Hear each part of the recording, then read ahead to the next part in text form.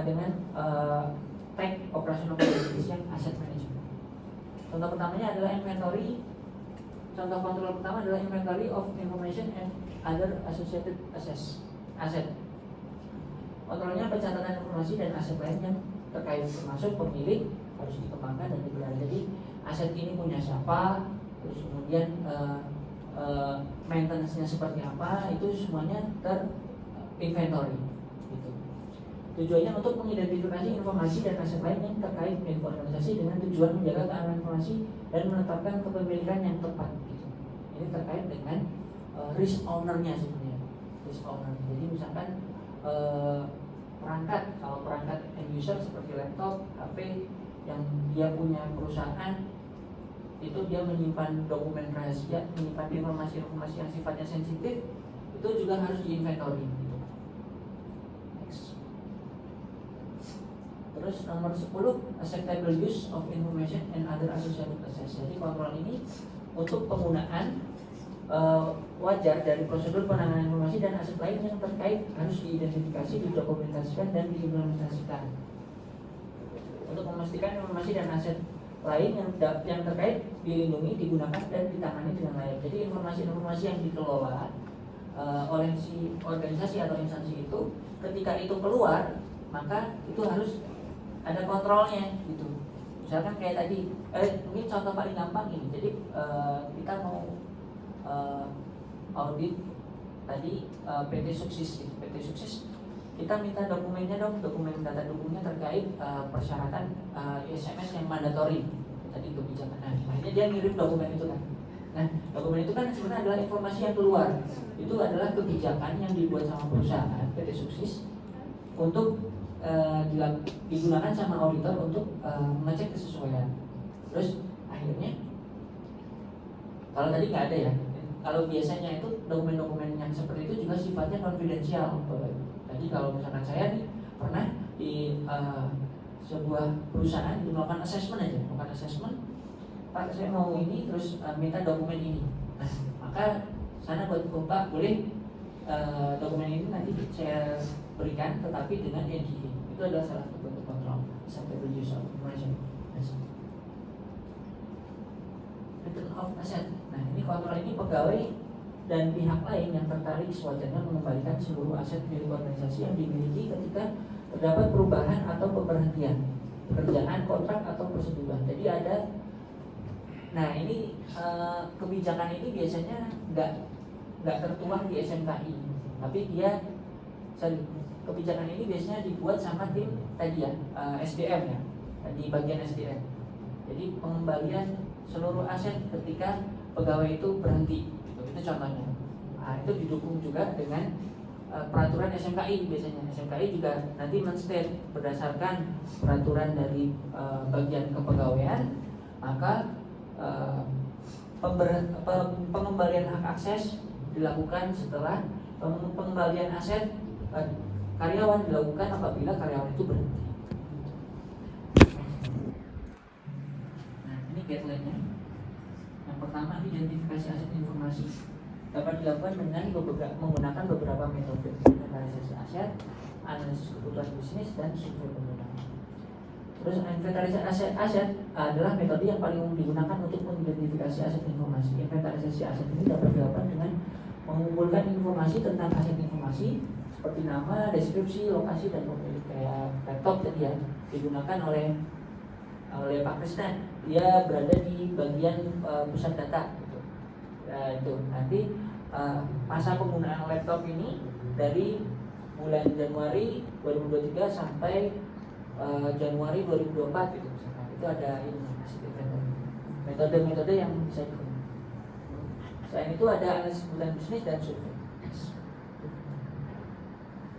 Terus kemudian penilaian risiko. Nah, penilaian risiko ini juga dapat digunakan menggunakan beberapa metode. Analisis ancaman, analisis tantangan, dan analisis dampak.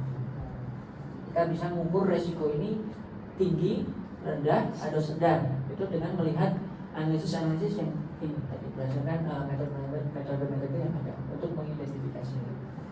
Jadi di sini nanti akan kelihatan aset atau risiko yang paling tinggi Resiko yang paling tinggi terhadap ancaman keamanan informasi itu apa? Baru nanti kontrol-kontrol yang tepat itu bisa diterapkan dengan baik pada aset-aset yang terutama mendapatkan nilai paling tinggi. Nah, itu perlu concern lebih di situ. Next. Terus penerapan kontrolnya, ini kontrol yang dapat diterapkan untuk melindungi aset informasi antara lain kontrol teknis. Kalau kita punya sistem berarti teknisnya seperti firewall, penggunaan firewall, perimeter security, terus antivirus, enkripsi, pengadaan EDR dan lain-lain. Terus kontrol administratif seperti kebijakan keamanan informasi, prosedur keamanan informasi dan pelatihan. Kontrol fisik seperti kontrol akses, kontrol fisik masuk ke dalam lingkungan data center, lingkungan kantor, tim development. Nah itu juga diatur seperti itu, melakukan kontrol untuk melindungi aset informasi ini. Nah terus kemudian dilakukan juga pemantauan dan evaluasi. Pemantauan dan evaluasi ini juga sama, menggunakan beberapa metode. Auditnya audit internal, eksternal atau survei pengguna. Next. Nah ini contoh bukti dukung ya untuk manajemen aset. Yang pertama daftar aset informasi. Nah jadi bisa ditanya tuh Pak, kira-kira ada nggak dokumen terkait list aset gitu, list aset yang dikelola sama perusahaan. Terus kemudian ada nggak kebijakan dan prosedur untuk manajemen aset gitu. Terus kemudian ada nggak identifikasi aset berdasarkan resiko-resikonya, kan tadi ya sudah kita bahas ya.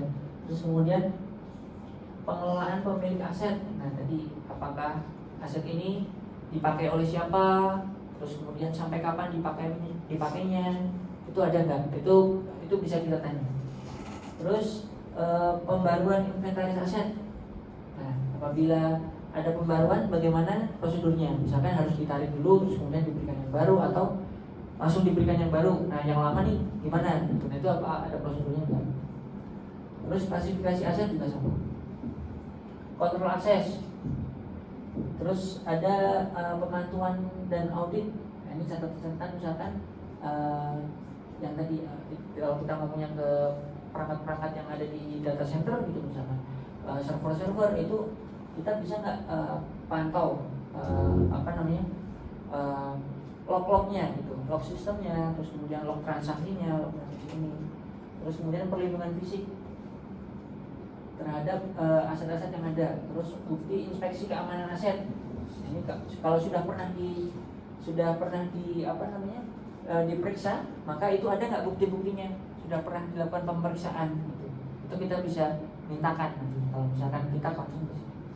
Terus kemudian penghapusan dan disposisi. Nah, aset-aset informasi yang sudah tidak sudah masa retensinya sudah habis gitu. Kalau laptop kan misalkan berapa tahun, 5 tahun gitu misalkan. Laptop 5 tahun itu kan di situ nyimpan data-data ya Bapak Ibu sekalian. Misalkan tim software development dia coding di situ, terus dia mengakses berbagai resource perusahaan atau resource instansi itu di laptop itu. Nah itu kan berarti ada aset yang harus dihilangkan ketika laptop itu sudah melewati masa retensinya gitu. Nah itu bagaimana prosedurnya? Apakah harus dihancurkan? Dihancurkannya tuh cuma di format atau dihapus filenya aja cukup, atau seperti apa? Terus kemudian penilaian resiko aset. Ini ada kaitannya dengan manajemen resiko. Ini contoh-contoh data dukung yang bisa kita kumpulkan. Izin Pak, lanjut atau sudah 4:15 ini. Gimana Bapak Ibu? Sudah mulai membosankan kan ya? Sudah mulai membosankan. Bosan banget Pak emang Pak. Iya, kalau tanya aja. Iya, Iya boleh Pak.